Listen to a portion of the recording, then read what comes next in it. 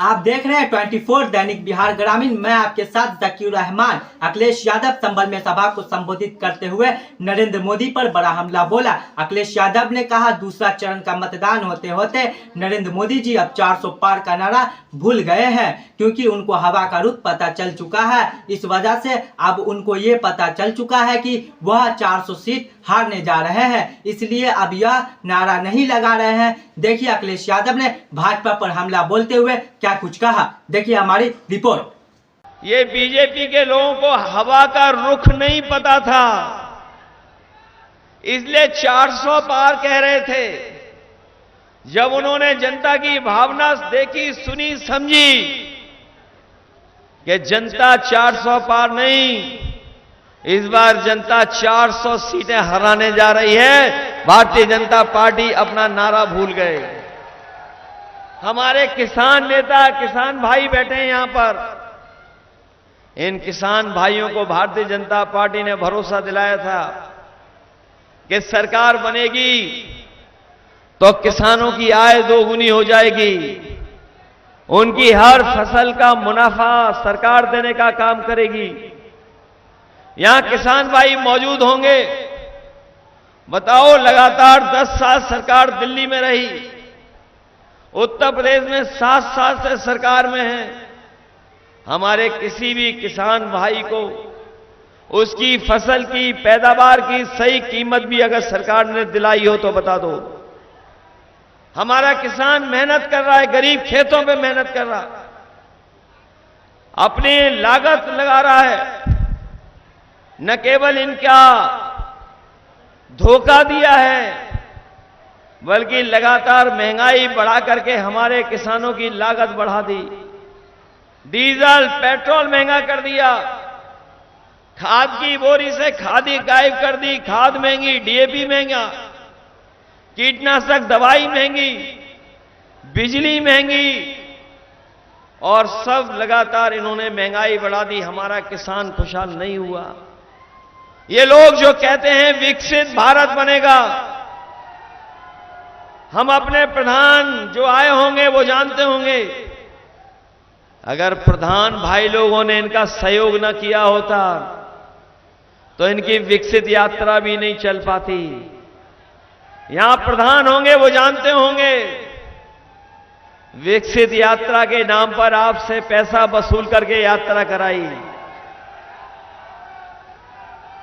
सुनने में आ रहा है ये भूसे के लिए भी दबाव बना लेते हैं कभी कभी।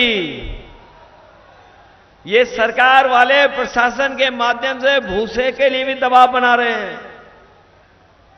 इस बार मैंने देखा है कि किसान इनको वोट देने नहीं जा रहा है।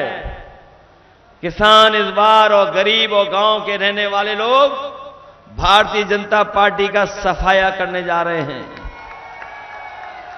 उन्हें याद है कि दिल्ली में जब अपना मांग को लेकर के गए थे, इन्होंने सड़कों में कीलें लगवा दी थी, आरसीसी की दीवार खड़ी कर दी थी।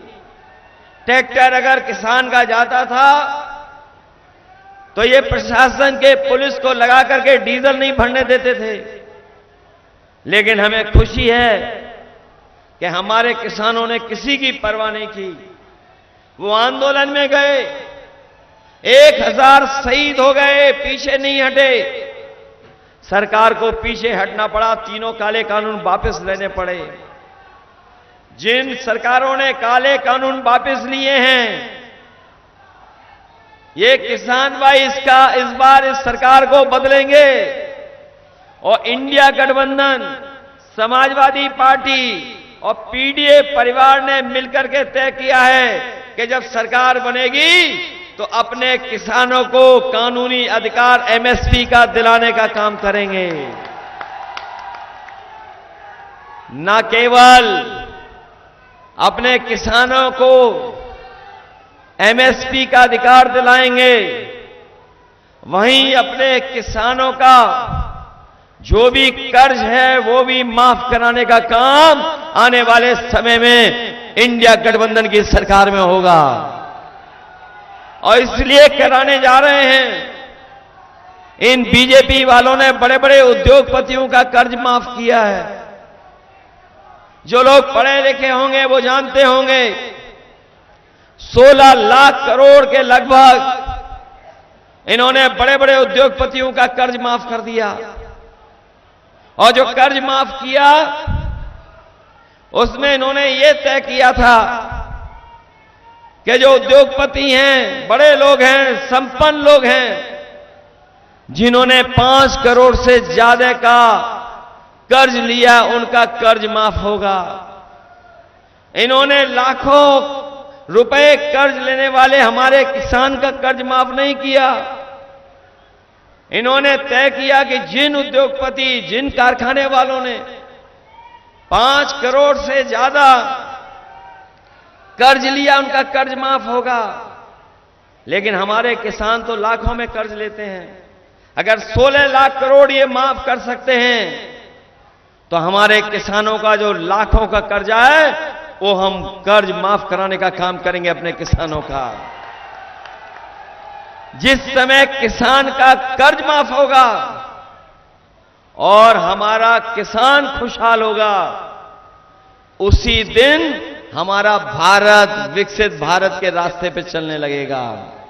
बिना किसान के खुशहाल हुए विकसित भारत नहीं बन सकता है।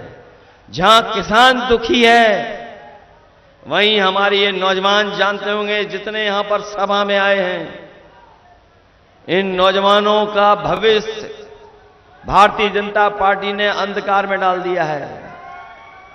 ये नौजवान नौकरी और रोजगार चाहते थे, इन्हें नौकरी और रोजगार नहीं दिया। बीजेपी की वो झूठी बात और वादे झूठे याद है नौजवानों को। जो बीजेपी ने कहा था कि 2 करोड़ साल में नौकरी देंगे, दिल्ली वालों ने अगर कहा कि 2 करोड़ नौकरी देंगे तो यूपी वालों ने सब परीक्षाओं के पेपर लीक करा दिए। बताओ, यूपी वाले जो बैठे हैं लखनऊ में, नौजवानों, सब पेपर लीक हो गए कि नहीं हो गए? जितनी परीक्षाएं हुई सब पेपर लीक हो गए। ये इस सरकार में पता नहीं कहां लीकेज है, सब कुछ लीक हो रहा है वहां पे, सब पेपर लीक हो गए। और मैं आप नौजवानों से और पत्रकार साथियों से वो गणित बता करके जा रहा हूं, कई सभाओं में कहा, फिर कहता हूं कि बीजेपी की सरकार ने 60 लाख बच्चों का भविष्य, 60 लाख नौजवानों की उम्मीद पे पानी फेर दिया। और केवल अगर हम हिसाब लगाएं 60 लाख नौजवान और उनके मां बाप का वोट, अगर हम 3 का गुणा कर दें 60 लाख में तो बनता है 1 करोड़ 80 लाख। और अगर 1 करोड़ 80 लाख का भाग दे देंगे 80 लोकसभाओं से तो हर लोकसभा में बीजेपी का 2,25,000 वोट कम हो गया। बताओ पत्रकार साथियों, गणित ठीक है कि नहीं ठीक है? अगर 2,25,000 वोट कम हो गया तो बताओ भरपाई कहां से करेंगे? नौजवानों, केवल आपकी नौकरी नहीं छीनी इन्होंने, आपका 1/3 जीवन बर्बाद कर दिया, या 1/3 जीवन आपका बर्बाद कर दिया। सोचिए, आपका 1/3 जीवन इन्होंने बर्बाद कर दिया और एक कदम और आगे जा रहे हैं। हमारा नौजवान तैयारी करता था फौज की भर्ती के लिए, दिन रात मेहनत करता था, दौड़ता था, दौड़ लगा करके ट्रेनिंग करता था। लेकिन देखिए आप फौज की भर्ती को क्या कर दिया, अग्निवीर की भर्ती। ये 4 साल की नौकरी कर दी। नौजवान अगर फौज में वर्दी पहन करके देश की रक्षा करने जाना चाहेगा तो 4 साल की नौकरी कर दी। हम अपने नौजवानों से कह करके जा रहे हैं, ये अग्निवीर वाली व्यवस्था हम लोग कभी स्वीकार नहीं कर सकते,